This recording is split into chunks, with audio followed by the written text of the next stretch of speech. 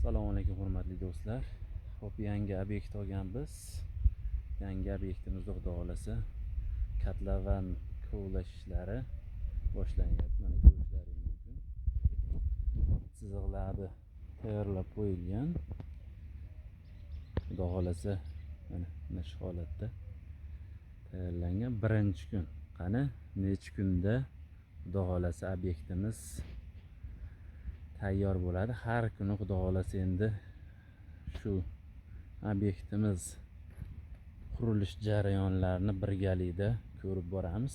Demak, birinchi kun bugun katlavan kovlash bosqichi. Mana mashinalarimiz, texnikalarimiz keldi.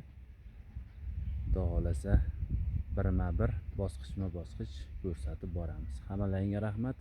Sizlar bilan birga quramiz va men Mirzolim G'oziyev.